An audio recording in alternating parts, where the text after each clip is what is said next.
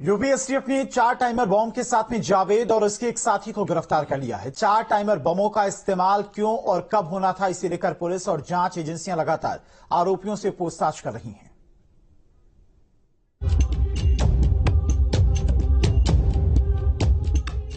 चार टाइमर बम यूपी को तहराना चाहता है कौन? जावेद के नापाक मंसूबे, महिला ने दिए बम बनाने के पैसे। एसटीएफ आई भी सुलझाएंगी गुत्थी, पकड़े गए आतंकी। यूपी के मुजफ्फरनगर में एसटीएफ ने 2 संदिग्धों को गिरफ्तार किया है। एसटीएफ ने जब इन संदिग्धों की तलाशी ली तो इनके पास से 4 टाइमर बम बरामद हुए। आईईडी मिलने की खबर सामने आते ही इलाके में हड़कंप मच गया।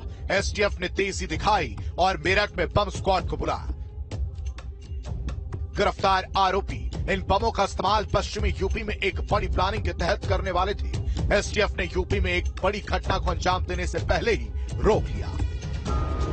दोनों आरोपियों के पकड़े जाने के बाद कई एंगल सामने आ रहे हैं। एक एंगल आरोपी जावेद के नेपाल कनेक्शन का भी है।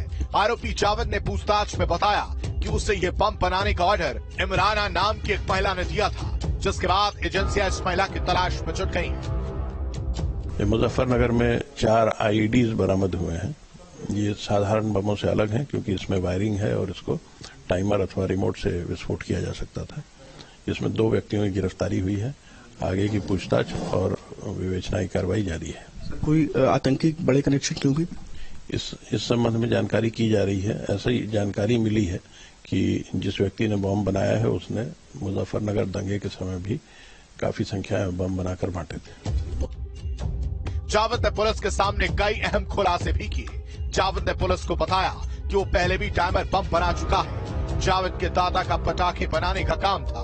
बताया जा रहा है कि दादा से ही जावेद ने बम बनाना सीखा, जिसके बाद जावेद ने आईईडी बम बनाना। फिलहाल इंटेलिजेंस ब्यूरो और एटीएस की टीमें भी जावेद से पूछताछ कर रही हैं। बहुत अच्छा लड़का है और सबकी मदद करे है, बस पता नहीं क्या किसी के शिकायत में आके इनने, मुझे नहीं पता कुछ भी। घर से तो चला गया था। वो कब गया था घर से?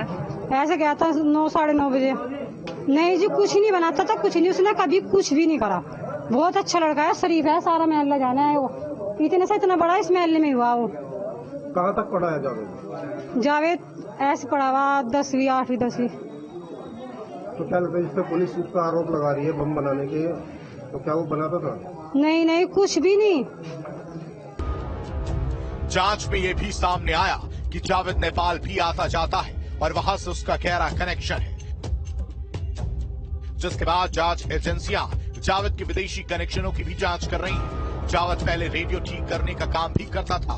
पुलिस और जांच एजेंसियों ने जब दोनों आरोपियों से बम के बारे में पूछताछ की, साथ ही उनसे बम बनाने की सामग्री जुगाड़ने की बात पूछी, जिसका जवाब सुनकर सब हैरान रह गए। बम बनाने के लिए डॉक्टर से ग्लूकोज की बोतल के अंदर गन पाउडर 999 भरा, साइकिल की दुकान से लोहे की गोलियां, घड़ी की दुकान से घड़ी बनाने का सामान। इमराना ने जावेद को बोतल बम तैयार करने के लिए 10,000 रुपए एडवांस दिए थे और बाकी 40,000 रुपए बाद में बम देते समय देने को कहा था। जावेद इमराना को बम देने पहुंचा और एसटीएफ ने उसे गिरफ्तार कर लिया, जिसके बाद कई सवाल खड़े हो गए हैं कि आखिर इमराना नाम की महिला इन 4 टाइमर बोतल बमों का इस्तेमाल कैसे और कब करने वाली थी।